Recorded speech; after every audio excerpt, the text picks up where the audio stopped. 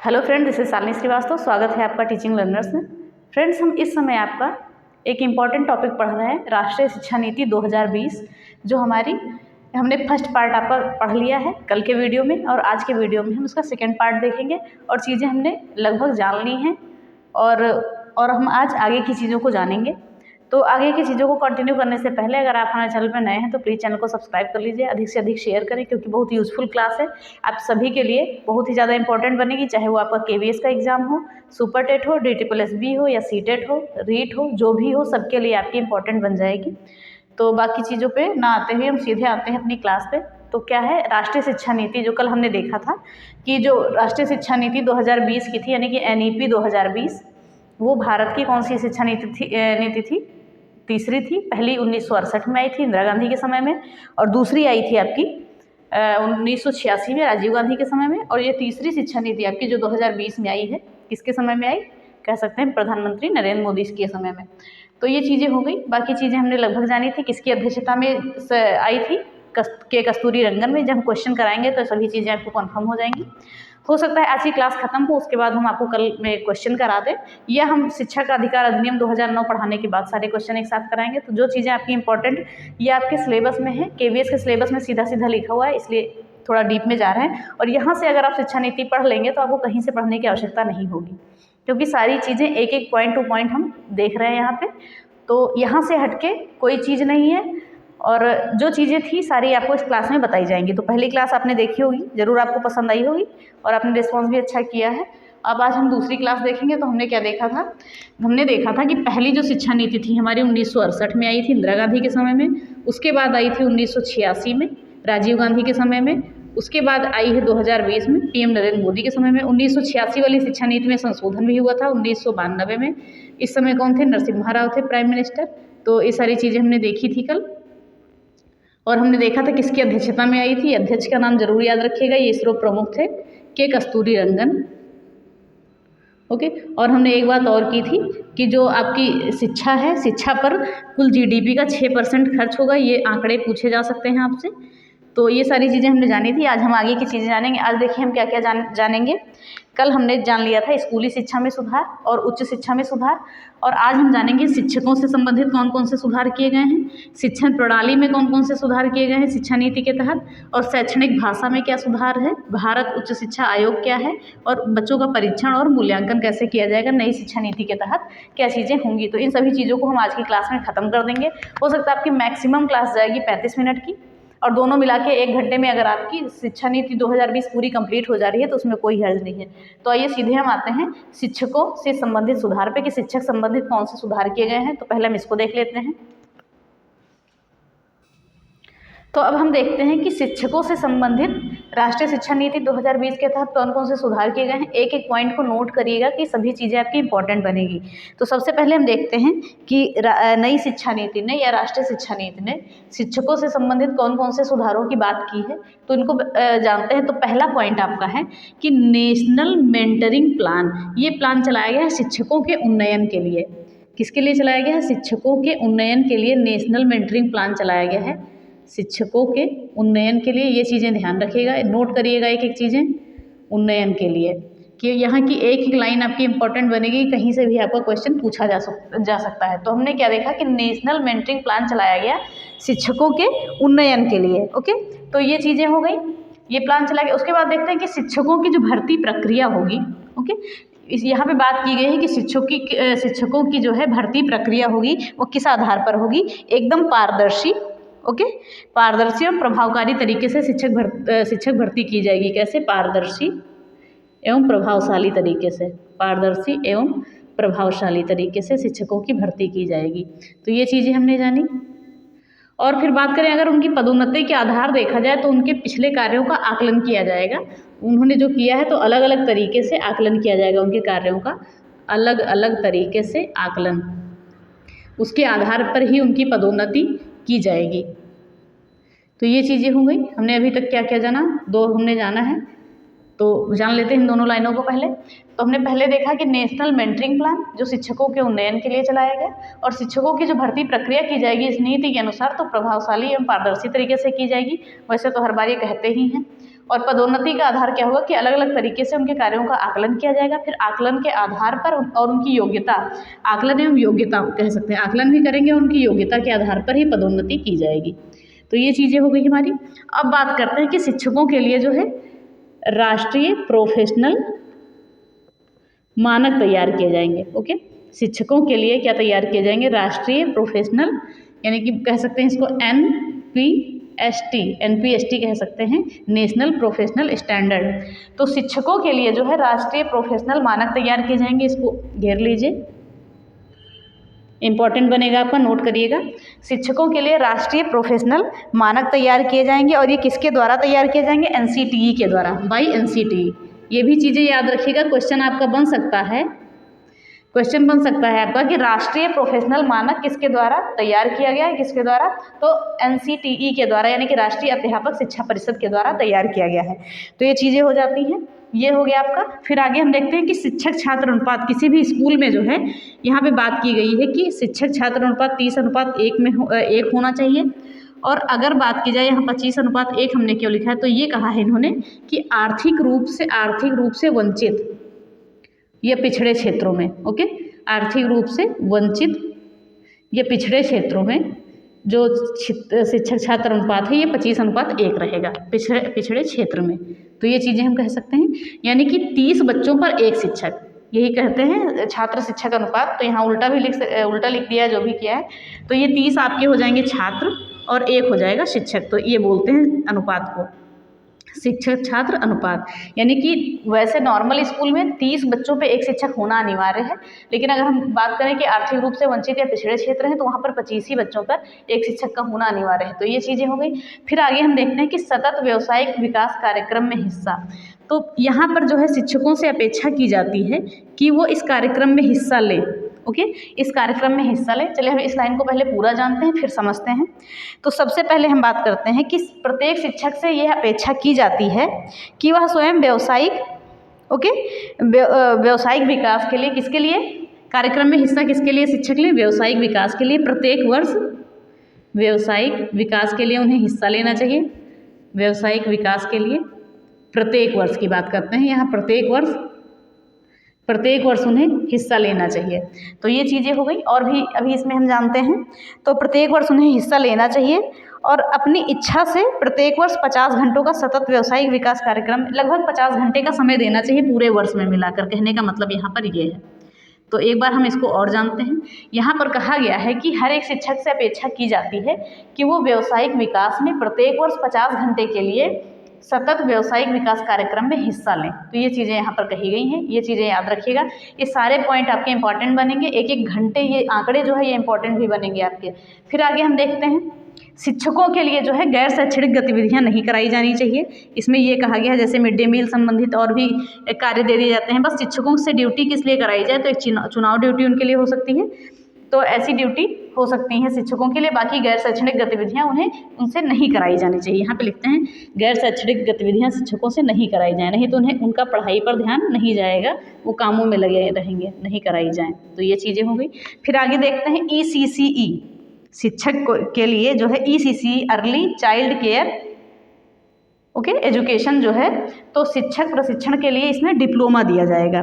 तो इस ECCE के लिए जो शिक्षक कार्य करेंगे उनके लिए एक डिप्लोमा चलाया जाएगा, 6 वर्ष का डिप्लोमा और 1 साल का, 6 वर्ष नहीं 6 माह का डिप्लोमा, 6 माह और 1 वर्ष का उन्हें ट्रेनिंग दी जाएगी, उसके बाद डिप्लोमा दिया जाएगा। यानी कि जो 12वीं पास हैं उनके लिए 6 माह का और जो थोड़ा कम पढ़े लिखे हैं उनके लिए 1 वर्ष का ये डिप्लोमा कोर्स कराया जाएगा। हम इसको एक बार और जानते हैं।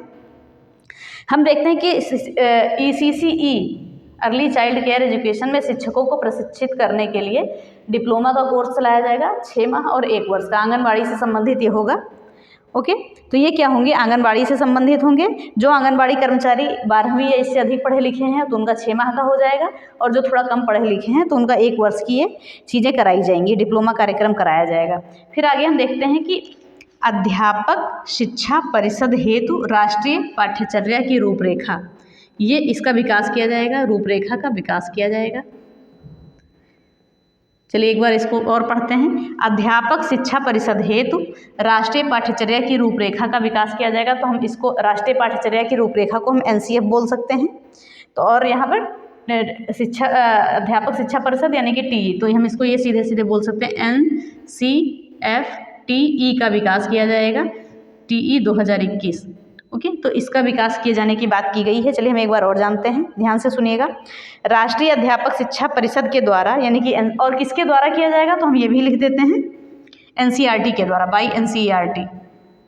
इसके द्वारा किसका विकास किया जाएगा, NCFTE का विकास किया जाएगा, NCERT के द्वारा NCFTE का विकास किया जाएगा। तो हम एक बार उसको और जानते हैं कि राष्ट्रीय अध्यापक शिक्षा परिषद के द्वारा यानी कि NCERT के परामर्श के आधार पर अध्यापक शिक्षा परिषद हेतु राष्ट्रीय पाठ्यचर्या की रूपरेखा का विकास किया जाएगा। तो ये चीज़ें हो गई।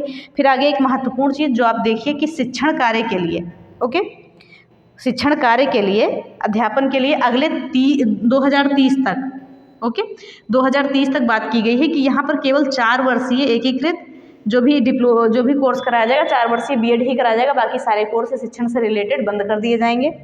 तो वर्ष 2030 तक शिक्षण कार्य के लिए न्यूनतम डिग्री योग्यता भी कितनी, 4 वर्षीय बीएड की होनी चाहिए, एकीकृत बीएड की अनिवार्य की जाएगी, बाकी डिग्रियां आपकी इतनी नहीं की जाएंगी। और यहाँ पर कहा गया है कि जो शिक्षक भर्ती होंगी वो संविदा नहीं होंगी, नियमित की जाएंगी। शिक्षक भर्तियां जो है नियमित आधार पर की जाएंगी, संविदा पे नहीं की जाएंगी। चलिए हम इसको एक बार और समझते हैं, थोड़ा नोट करते रहिएगा एक एक लाइन, थोड़ा कठिन लैंग्वेज है लेकिन सही है, कोई दिक्कत नहीं है। तो हमने देखा कि शिक्षकों से संबंधित सुधार क्या क्या किए गए हैं। नेशनल मेरिटिंग प्लान चलाया गया शिक्षकों के उन्नयन के लिए। फिर आगे बात करते हैं कि शिक्षकों की भर्ती प्रक्रिया किस आधार पर की जाएगी, पारदर्शी एवं प्रभावशाली आधार पर की जाएगी। आगे बात करें कि उनकी पदोन्नति का आधार क्या होगा, तो उनके कार्यों का पहले आकलन करेंगे और उनकी योग्यता के अनुसार उनकी पदोन्नति की जाएगी। आगे की बात करें कि शिक्षकों के लिए राष्ट्रीय प्रोफेशनल मानक का विकास किया जाएगा, किसके द्वारा, NCTE के द्वारा। तो ये चीज़ याद रखिएगा, पूछा जा सकता है कि राष्ट्रीय प्रोफेशनल मानक का विकास यानी कि ये किसके द्वारा चलाया गया है, तो हम कह सकते हैं NCTE के द्वारा चलाया गया है। ये सारी लाइनें आपकी इंपॉर्टेंट हैं, इसलिए इंपॉर्टेंट किसी पे लिखा नहीं है। फिर आगे देखते हैं जो शिक्षक छात्र अनुपात है, नॉर्मल स्कूल में 30:1 का रहेगा, और जो क्षेत्र आर्थिक रूप से वंचित हैं, जो पिछड़े क्षेत्र हैं, वहाँ पर शिक्षक छात्र अनुपात 50:1 रहेगा। तो 50 छात्रों पर 1 शिक्षक और 30 छात्रों पर 1 शिक्षक। फिर आगे हम बात करते हैं कि प्रत्येक शिक्षक से, अगला क्या है, प्रत्येक शिक्षक से अपेक्षा की जाती है कि वो हर वर्ष, प्रत्येक वर्ष लगभग कम से कम 50 घंटों के लिए सतत व्यावसायिक विकास कार्यक्रम में हिस्सा ले। फिर आगे बात किया जाता है कि शिक्षकों से जो है गैर शैक्षणिक गतिविधियाँ ना कराई जाएँ। फिर बात किया जाएगा ECCE शिक्षक प्रशिक्षण के लिए डिप्लोमा कराया जाएगा, या आंगनबाड़ी जो आंगनबाड़ी में है 10+2 जिनका क्वालिफाई है उनका 6 माह का डिप्लोमा, और जो थोड़ा सा कम पढ़े हैं उनका 1 वर्ष का डिप्लोमा कराया जाएगा। फिर आगे देखते हैं अध्यापक शिक्षा परिषद हेतु राष्ट्रीय पाठ्यचर्या की रूपरेखा का विकास किया गया है, किसके द्वारा, NCERT के द्वारा। तो हम शॉर्ट में इसको कह देते हैं NCFTE का विकास किसके द्वारा किया गया है, NCERT के द्वारा किया गया है। ओके, फिर आगे हम देखते हैं क्या दिया गया है कि शिक्षण कार्य के लिए 4 वर्षीय बीएड को अनिवार्य कर दिया जाएगा आगे 2030 तक, जो है कि बाकी सारे कोर्स बंद करके केवल 4 वर्षीय बीएड को अनिवार्य किया जाएगा, वो चाहे प्राइमरी हो चाहे उच्च प्राथमिक हो, सभी स्तर के लिए इंपॉर्टेंट होगा। और बात की गई है कि जो शिक्षक भर्ती है वो संविदा की बजाय नियमित की जाए, कि शिक्षक यहाँ पर परमानेंट रहे। आई होप आपको जरूर समझ में आया होगा शिक्षकों से संबंधित सुधार। अब हम आगे देखते हैं, चलिए आगे देखते हैं। हम देखते हैं कि शिक्षण प्रणाली में क्या क्या सुधार किए गए हैं, इन बारे में भी जानते हैं। तो क्या लिखा हुआ, उच्चतर शिक्षण संस्थानों को उच्च गुणवत्तापूर्ण शिक्षण, अनुसंधान एवं सामुदायिक भागीदारी उपलब्ध करवाने के लिए उच्च साधन संपन्न एवं बहुविषयक संस्थानों में रूपांतरित किया जाएगा। तो हम समझते हैं कहना क्या चाह रहे हैं। कहना ये चाह रहे हैं कि जो हमारे उच्चतर शिक्षण संस्थान हैं, क्या है, हमारे जो उच्चतर शिक्षण संस्थान हैं उनमें, ओके, उनको क्या है, उच्चतर जो हमारे शिक्षण संस्थान है उनको उच्च गुणवत्तापूर्ण शिक्षण, वहाँ पे ऐसा कहा गया है कि जो हमारे जो संस्थान है उच्चतर शिक्षण संस्थान, वहाँ पर क्या हो, उच्च गुणवत्तापूर्ण शिक्षण हो, ओके, और अनुसंधान एवं सामुदायिक भागीदारी हो, यानी कि उपलब्ध करवाने के लिए। तो यहाँ तक पहले समझते हैं कि हमारे जो उच्चतर शिक्षण संस्थान हैं वहाँ पर किसकी बात की गई है कि उच्च गुणवत्तापूर्ण शिक्षण हो, अनुसंधान एवं सामुदायिक भागीदारी उपलब्ध कराई जाए, कहाँ पर, उच्चतर शिक्षण संस्थानों में। तो इसके लिए क्या किया गया है, तो इसके लिए किया ये गया है कि उच्च साधन संपन्न एवं बहुविषयक संस्थानों में रूपांतरित किया जाएगा। तो सीधे सीधे हमारे कहने का ये मतलब है कि जो हमारे उच्चतर शिक्षण संस्थान हैं उनको किस में परिवर्तित किया गया है, उच्च साधन संपन्न एवं बहुविषयक संस्थानों में रूपांतरित किया जाएगा। यानी कि बहुविषयक संस्थानों का मतलब क्या है, पहले बच्चे साइंस के लिए अलग कॉलेज में जाते थे, कॉमर्स पढ़ना होता था अलग कॉलेज में जाते थे, आर्ट पढ़ना होता था अलग कॉलेज में जाते थे। तो यहाँ पर अब ऐसा किया गया है कि एक ही संस्थान में सभी विषय आपके मिलेंगे, आप जिससे चाहें उस विषय से पढ़ाई कर सकते हैं। तो सीधे सीधे कहने का मतलब ये है कि जो आपके उच्चतर शिक्षण संस्थान हैं वहाँ पर उच्च साधन संपन्न कराए गए हैं और उनको बहुविषयक संस्थानों में रूपांतरित किया जाएगा। कहने की बात यही है। और वहाँ पर उच्च गुणवत्तापूर्ण शिक्षण दिया जाएगा, अनुसंधान एवं सामुदायिक भागीदारी की उपलब्ध कराई जाएगी। तो ये सारी चीज़ें हैं। फिर आगे हम देखते हैं, कहा गया है जो शिक्षा है 3 वर्ष से ही ECCE द्वारा प्रारंभ की जाएगी। तो पहले क्या होता है, पहले जो है प्री स्कूलिंग नहीं होती थी। पहले की बात करें इससे पहले की, तो क्या होता था, प्री स्कूलिंग नहीं होती थी और बच्चा 6 वर्ष की उम्र से पढ़ना स्टार्ट करता था। पहले क्या होता था, प्री स्कूलिंग क्या थी, नहीं थी और बच्चा 6 वर्ष की उम्र से पढ़ना प्रारंभ करता था। लेकिन अब क्या हो गया है कि बच्चा 3 वर्ष से ही किसके माध्यम से, आंगनबाड़ी के माध्यम से पढ़ना प्रारंभ कर देता है, ECCE के द्वारा, आंगनबाड़ी के माध्यम से। तो ये चीज़ें याद रखिएगा। ECCE मतलब early childhood care and education. तो आंगनबाड़ी के माध्यम से हम ये चीज़ें जान सकते हैं। चलिए हम एक बार इस लाइन को और जानते हैं। इस लाइन के बारे में हम जानते हैं कि जो है पहले की बात करें कि पहले बच्चों के लिए प्री स्कूलिंग नहीं होती थी, वो 6 वर्ष की उम्र से पढ़ना स्टार्ट करते थे। लेकिन अब उसमें ये बदलाव किया गया है कि बच्चा ECCE के द्वारा 3 वर्ष से ही शिक्षा ग्रहण करेगा आंगनबाड़ी के माध्यम से। ओके, फिर आगे हम बात करते हैं कि बच्चों को जो है अब नई शिक्षा नीति में क्या कहा गया है कि कक्षा 9 से विषय चुनने की आज़ादी दी जाएगी। लेकिन इससे पहले क्या था कि बच्चा कक्षा 11 से अपने विषयों को चुनता था, कक्षा 11 से चुनता था। अब क्या हो गया, अब वो कक्षा 9 से ही अपने पसंदीदा विषय से पढ़ाई कर पाएगा। तो ये चीज़ें हो गई, हमने ये चीज़ों को जाना कि अब जो है बच्चा कक्षा 9 से ही अपना विषय चुन सकेगा, जिससे पढ़ाई करना होगा वो कर सकता है। लेकिन पहले यही शर्त क्या थी कि कक्षा 11 से आपको चुनने की आज़ादी थी।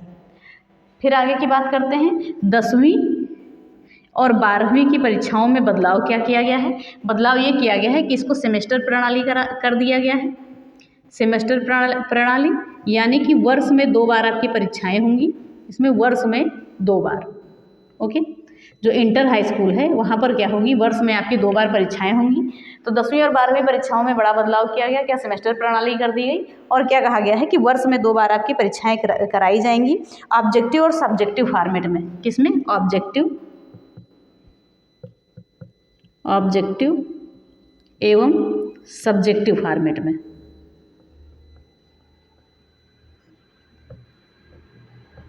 ओके, तो ये आपको समझ में आया होगा। तो अब 10वीं और 12वीं की परीक्षा में क्या बदलाव किए गए हैं, पहले हम 1 साल में 1 बार परीक्षा देते थे, अब क्या है सेमेस्टर प्रणाली हो गई, साल में हम 2 बार परीक्षाएं देंगे और ये फॉर्मेट क्या रहेगा इसका, ऑब्जेक्टिव और सब्जेक्टिव रहेगा। तो ये चीज़ें हो गई। फिर आगे हम देखते हैं आगे क्या सुधार किया गया है शिक्षा प्रणाली में कि बच्चों को MDM यानी कि मिड डे मील, जो मध्याह्न भोजन दिया जाता था, मिड डे मील के साथ साथ नाश्ता भी दिया जाएगा। बच्चों को दोपहर के भोजन यानी मिड डे मील के साथ साथ सुबह का नाश्ता भी दिया जाएगा। क्यों दिया जाएगा, तो देने की बात इसलिए कही गई है कि सुबह सुबह बच्चों को अगर पोषक चीज़ें मिलेंगी, पोषक तत्व मिलेंगे, तो वो क्या होगा, उनकी पढ़ाई में लाभकारी होगी। और शायद केरल में स्टार्ट भी लागू भी हो गई है शिक्षा नीति, एग्जैक्ट नहीं है, मैं आपको कल एग्जैक्ट बता देंगे।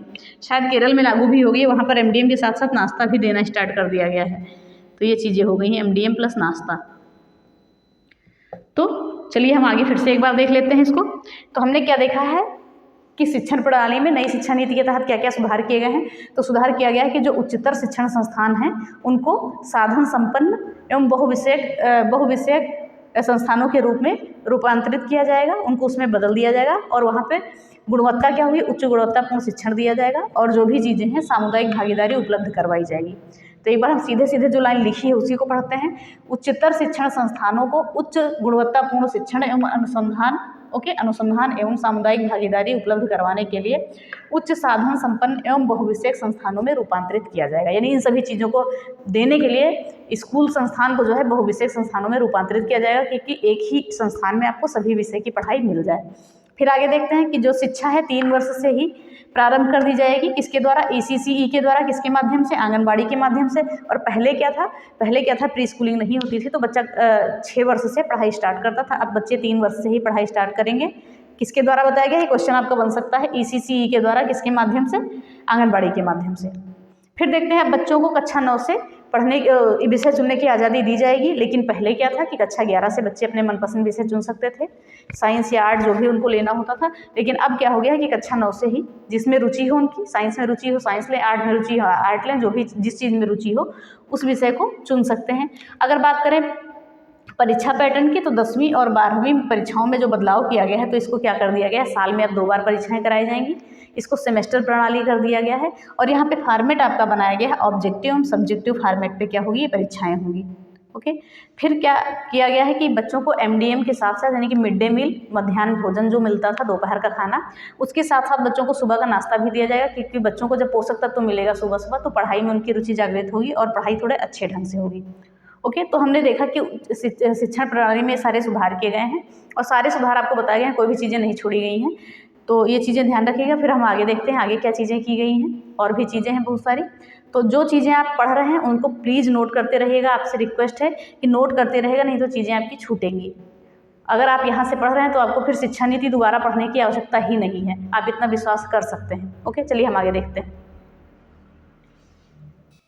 चलिए आगे देखते हैं। अब हम देखते हैं कि हमारी जो राष्ट्रीय शिक्षा नीति है, इसके तहत शैक्षणिक भाषा संबंधी हमारे क्या सुधार किए गए हैं, कि जो शिक्षा में है भाषा संबंधी क्या क्या सुधार किए गए हैं, इनको हम जानते हैं और इसके बाद हम जल्दी से इसको ख़त्म करते हैं। तो चलिए, इसमें क्या कहा गया है कि यहाँ पर त्रिभाषा फार्मूला इसमें लागू करने की यहाँ पर बात की गई है, यानी कि जो बच्चों को हिंदी, अंग्रेजी एवं स्थानीय भाषा में पढ़ाई करवाई जाएगी। ओके, बच्चों को शुरुआती शिक्षा किसमें दी जाएगी, हिंदी, अंग्रेजी एवं स्थानीय भाषा में बच्चों को पढ़ाई करवाई जाएगी। तो एक बार और देखते हैं, इस नीति में इसमें जो है 3 भाषा फार्मूला को लागू किया जाएगा, यानी कि हिंदी, अंग्रेजी और स्थानीय भाषा में पढ़ाई करवाई जाएगी। ओके, बच्चों से क्या पढ़ाई करवाई जाएगी इस भाषा में, किसमें, हिंदी, अंग्रेजी और स्थानीय भाषा में। ओके, तो ये चीज़ें हो गई। तो शुरू से हम एक चीज़ें और जानते हैं कि इस नीति में जो है भारतीय भाषाओं में, कि इस नीति में जो है राष्ट्रीय शिक्षा नीति में भारतीय भाषाओं में पढ़ाने के महत्व को रेखांकित किया गया है और उसी के बाद त्रिभाषा फार्मूला के तहत बच्चों को पढ़ाई करवाई जाएगी। कौन कौन से विषय में, हिंदी, अंग्रेजी एवं स्थानीय भाषा में। उसके बाद हम बात करते हैं कि बच्चों को जो कक्षा 5 तक है, याद रखिएगा, कक्षा 5 तक की पढ़ाई बच्चे अपनी मातृभाषा या स्थानीय भाषा में ग्रहण कर सकते हैं, जिसमें चाहे, इसमें कोई दबाव नहीं होगा बच्चों में। यह इसका उद्देश्य मात्र एक है कि यहाँ पर जो मैकाले पद्धति चली आ रही थी उसको समाप्त करना है, कि अंग्रेजी शिक्षा की अनिवार्यता को समाप्त करना है। जो मैकाले पद्धति अभी तक चली आ रही थी इसको समाप्त करना है। सीधा सीधा कहें तो अंग्रेजी की जो अनिवार्यता थी इसको समाप्त करने के लिए क्या कहा गया है कि बच्चे कक्षा 5 तक अपनी मातृभाषा या स्थानीय भाषा में पढ़ाई कर सकते हैं। तो ये चीज़ें हो गई। तो ये किसके तहत कहा गया है, नई शिक्षा नीति NEP 2020 के तहत कहा गया है कि कक्षा 5 तक के बच्चे जो पढ़ाई कर रहे हैं तो वो अपनी मातृभाषा या स्थानीय भाषा में पढ़ाई कर सकते हैं।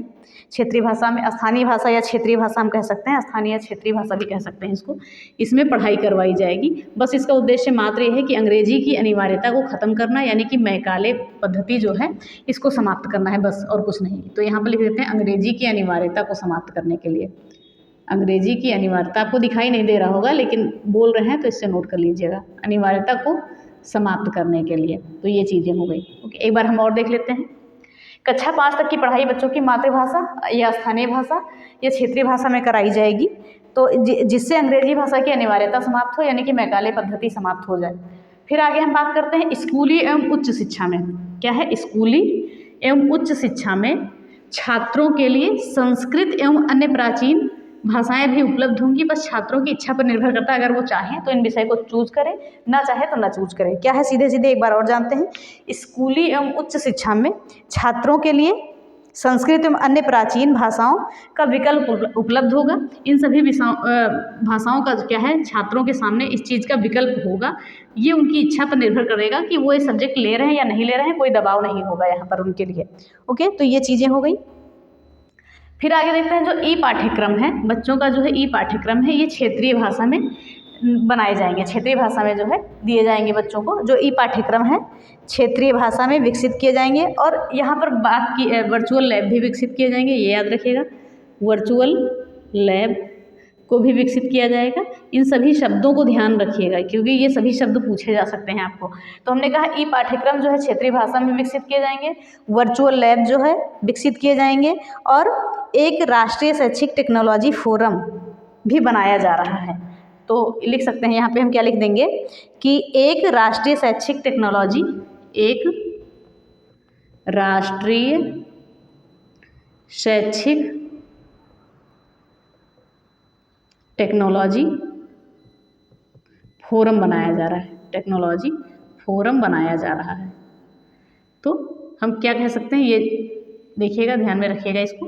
तो हमने कहा कि जो ई पाठ्यक्रम है क्षेत्रीय भाषा में विकसित किए जाएंगे, वर्चुअल लैब विकसित किए जाएंगे, और एक जो है राष्ट्रीय शैक्षिक टेक्नोलॉजी फोरम भी विकसित किया जा रहा है। तो इन सभी चीज़ों को नोट करिएगा, इसलिए बार बार बोला जा रहा है कि NETF बोल सकते हैं इसको, राष्ट्रीय शैक्षिक NETF यानी कि राष्ट्रीय शैक्षिक टेक्नोलॉजी फोरम। फिर आगे की हम बात करें, जो बधिर छात्र हैं, तो बधिर छात्रों को ध्यान में रखते हुए राष्ट्रीय एवं राज्य स्तर पर उनके लिए पाठ्यक्रम सामग्री विकसित की जाएगी। जो बधिर बच्चे हैं, बोल नहीं सकते हैं, ओके, या कुछ भी दिक्कत है बच्चों में, तो उनके लिए राष्ट्रीय एवं राज्य स्तर पर पाठ्यक्रम सामग्री विकसित की जाएगी और भारतीय संकेत भाषा को पूरे देश में लागू किया जाएगा, ओके। और जो भारतीय संकेत भाषा है उसको पूरे देश में मानकीकृत किया जाएगा, हम ये कह सकते हैं पूरे देश में मानकीकृत किया जाएगा, मानकीकृत किया जाएगा। तो ये चीज़ें आपको समझ में आ गई होंगी। तो एक बार इन लाइनों को और जानते हैं कि जो बधिर छात्र हैं उनके लिए राष्ट्रीय और राज्य स्तर पर पाठ्यक्रम निर्धारित किए जाएंगे या पाठ्य सामग्री विकसित की जाएगी, और जो है भारतीय संकेत भाषा को पूरे देश में मानकीकृत किया जाएगा उनकी आसानी के लिए। फिर आगे हम बात करें कि बच्चों की जो छठी कक्षा से है वोकेशनल कोर्स शुरू किए जाएंगे। छठी कक्षा से बच्चों में वोकेशनल कोर्स शुरू किए जाएंगे। इसमें क्या है कि बच्चे अपनी इच्छा के अनुसार छठी क्लास के बाद इंटर्नशिप कर सकते हैं। तो यानी इच्छुक जो बच्चे होंगे, जो बच्चे करना चाहें, तो कक्षा 6 के बाद इंटर्नशिप करने का उन्हें मौका दिया जाएगा, इंटर्नशिप करने का मौका दिया जाएगा। ये चीज़ें आगे लागू होंगी, ओके, करने का मौका दिया जाएगा बच्चों को। कक्षा 6 के बाद बच्चों को इंटर्नशिप करने का मौका दिया जाएगा, अगर वो इच्छुक है तो इसके लिए कोई दबाव नहीं होगा, और कक्षा 6 से वोकेशनल कोर्स शुरू किए जाएंगे। अगर हम बात करें कि बच्चों को कक्षा 9 में जो है विदेशी भाषा सीखने का भी विकल्प मिलेगा, अगर चाहें तो सीखें, ना चाहें तो ना सीखें, ओके। तो विदेशी भाषा सीखने का भी विकल्प मिलेगा। फिर आगे हम बात करें तो भारतीय अनुवाद एवं व्याख्या संस्थान विकसित किया गया है, भारत में किया जाएगा। किस लिए किया जाएगा? भारतीय भाषाओं के संरक्षण एवं विकास के लिए। क्या कह सकते हैं? भारतीय भाषाओं के संरक्षण एवं विकास के लिए, भारतीय भाषाओं के संरक्षण एवं विकास के लिए भारतीय अनुवाद एवं व्याख्या संस्थान विकसित किए जाएंगे, और एक राष्ट्रीय संस्थान भी विकसित किया जाएगा। ये किसके लिए विकसित किया जाएगा? तो राष्ट्रीय संस्थान जो है आपकी फारसी, पाली और प्राकृत भाषा के लिए। किसके लिए? फारसी, पाली और प्राकृत भाषा के लिए राष्ट्रीय संस्थान विकसित किए जाएंगे, और प्राकृत भाषा के लिए। तो इन चीज़ों को हमने देखा, हम एक बार और देखते हैं, ध्यान से देखिएगा। तो चीज़ों को हम जानते हैं।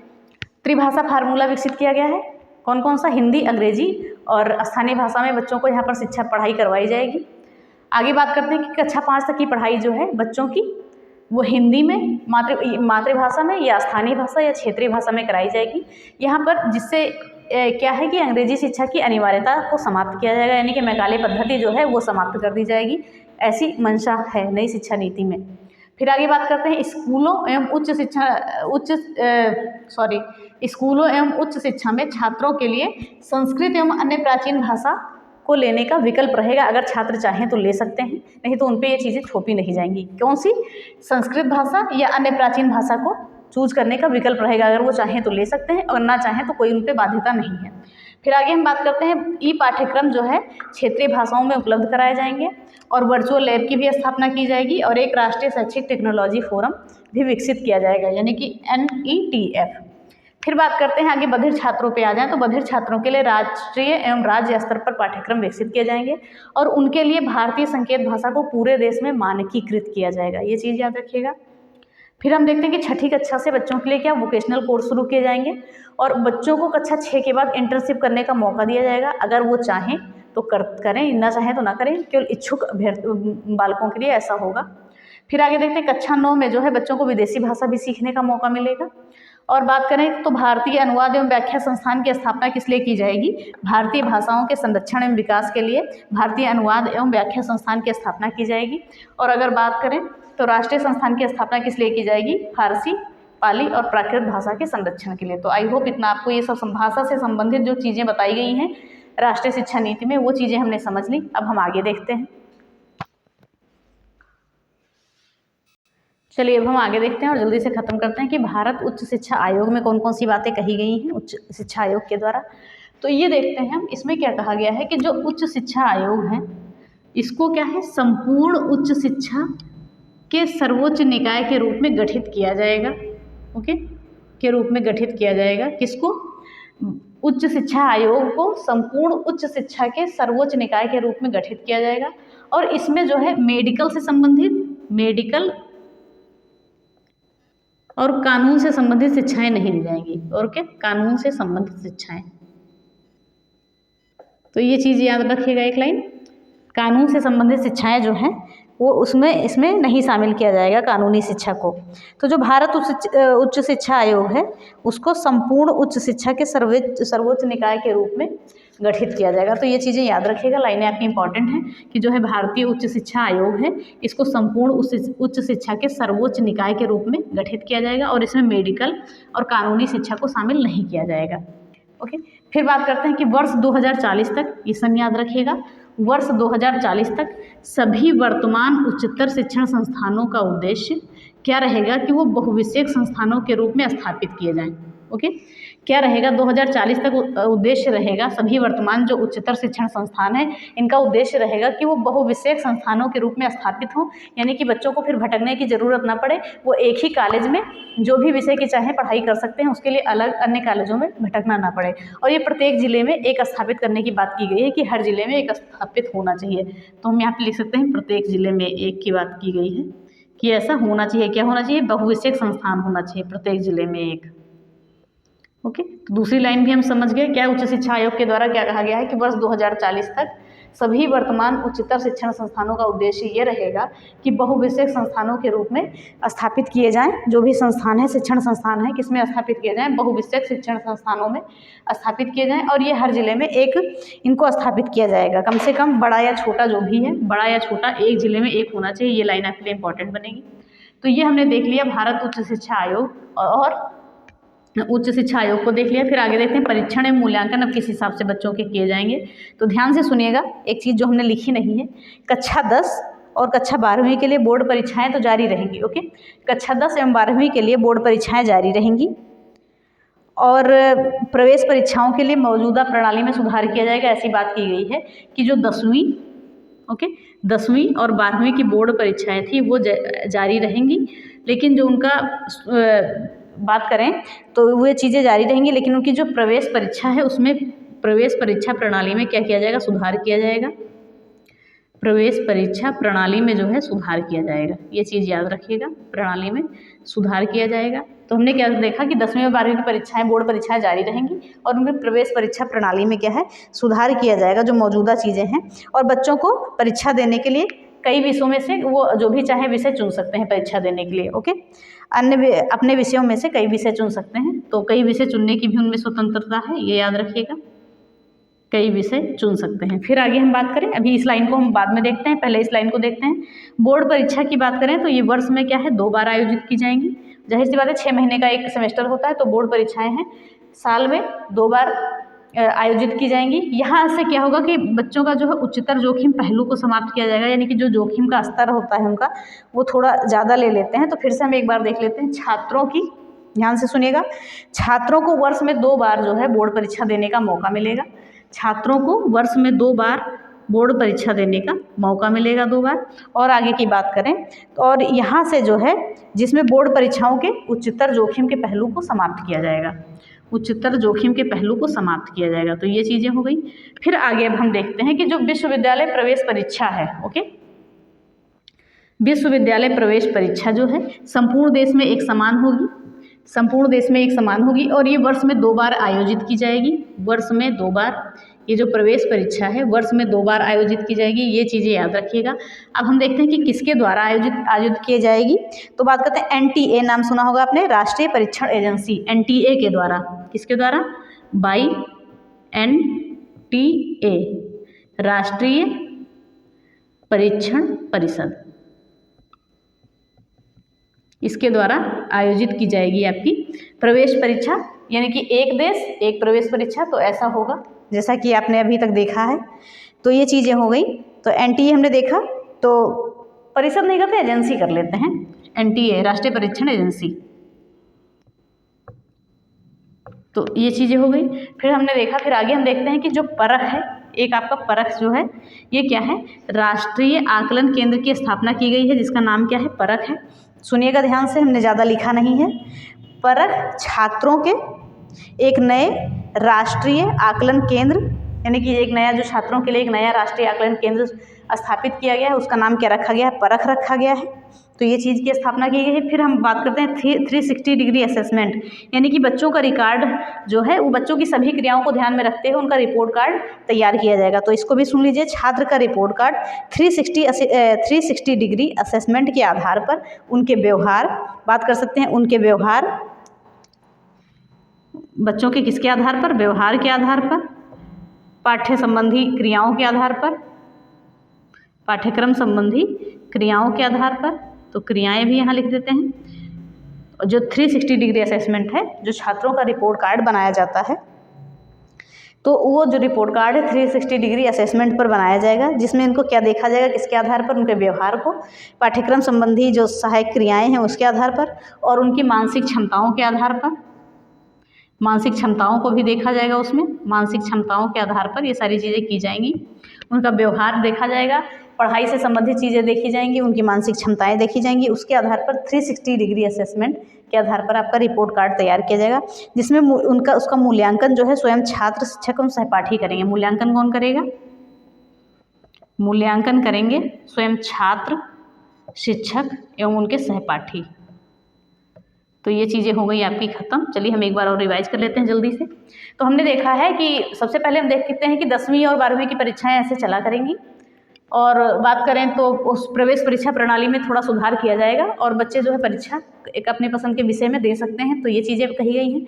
और कहा गया है कि बोर्ड परीक्षाएं जो हैं छात्रों की वर्ष में 2 बार कराई जाएंगी, 2 बार देने का बच्चों को मौका मिलेगा, और जिससे बच्चों के उच्चतम जोखिम के स्तर को समाप्त किया जाएगा।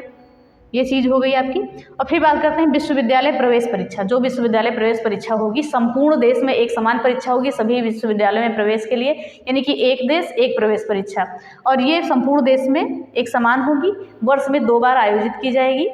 और बात करें किसके द्वारा, राष्ट्रीय परीक्षा एजेंसी के द्वारा, यानी कि NTA के द्वारा आयोजित किया जाएगा। ये चीज़ हो गया। फिर बात करते हैं बच्चों के लिए राष्ट्रीय आकलन केंद्र की स्थापना की गई है। राष्ट्रीय आकलन केंद्र का नाम क्या है, परख है। अब बात करते हैं 360 डिग्री असेसमेंट। ये छात्रों के रिपोर्ट कार्ड बनाने के लिए इसका आयोजन ये यूज किया गया है। आधार इसका क्या देखा गया है कि व्यवहार बच्चों का कैसा है, पाठ्यक्रम संबंधी उनकी क्रियाएं कैसी हैं, उनकी मानसिक क्षमताएं क्या है, और जो मूल्यांकन किया जाएगा इसका छात्र का, तो छात्र स्वयं करेगा, उनके शिक्षक करेंगे और उनके सहपाठी करेंगे। तो ये चीज़ें हो गई आपकी नई शिक्षा नीति 2020 खत्म हो गई। इसमें से एक भी पॉइंट आपका बाहर नहीं जाएगा, सभी चीज़ें हमने देख ली हैं, कुछ भी अलग नहीं है। ओके, और सभी आप कहीं से भी पढ़ेंगे आप देखेंगे सारे एक पॉइंट टू पॉइंट आपको यहाँ चीज़ें बताई गई हैं, हर चीज़ से संबंधित पॉइंट टू पॉइंट चीज़ें, उसके अंदर जो भी चीज़ें हैं सारी चीज़ें बताई गई हैं। आई होप जरूर आपको क्लास पसंद आई हो। कमेंट बॉक्स में ज़रूर बताइएगा क्लास कैसी लगी, और अधिक से अधिक शेयर करिए, सभी बच्चों के लिए इंपॉर्टेंट है जो आपके जानने वाले हैं, जिन्हें KVS सुपर टेट कोई भी एग्जाम देना है, शिक्षा से टीचिंग से संबंधित या किसी भी अन्य एग्जाम में भी क्वेश्चन यहाँ से पूछे जा सकते हैं। कोई ज़रूरी नहीं है कि ना पूछे जाएँ, क्योंकि करंट से भी रिलेटेड ये चीज़ें बनेंगी। तो ये हो गया आपका नई शिक्षा नीति खत्म, और लगभग आपका 1 घंटा 1.25 घंटे लगा। तो 1.25 घंटे में अगर आपकी नई शिक्षा नीति खत्म हो रही है तो सही है, कोई दिक्कत नहीं है, पूरा आपका कंप्लीट है। और एक से एक बात है कि नोट्स बनाते रहिएगा। नोट्स में अपनी कोताही मत बरतिएगा लिखने में, क्योंकि नोट्स बहुत ज़रूरी है। शॉर्ट नोट्स आप यहाँ से तैयार करिएगा, पॉइंट टू पॉइंट तैयार करिएगा, कहीं से भी पॉइंट उठाए जा सकते हैं आपके क्वेश्चन में, क्योंकि अब जो है क्वेश्चन बनते हैं आपके डीप से बनते हैं। तो अब हम देखिए कल क्या करते हैं, हम क्वेश्चन कराते हैं या RTE 2009 शुरू करते हैं, तो उसको हम देखेंगे, कल देखेंगे। तो ज़रूर बताइए क्लास कैसी लगी। अगर पसंद आई है तो प्लीज़ लाइक शेयर एवं सब्सक्राइब करें, बेल आइकन दबाना ना भूलें। धन्यवाद, जय हिंद। इसके साथ ही अगर आप ज्वाइन करना चाहते हैं तो हमारा टेलीग्राम चैनल है teaching learners by Shalini Srivastava, उसको ज्वाइन कर सकते हैं, वहाँ आपको वीडियो की लिंक मिल जाएगी। धन्यवाद।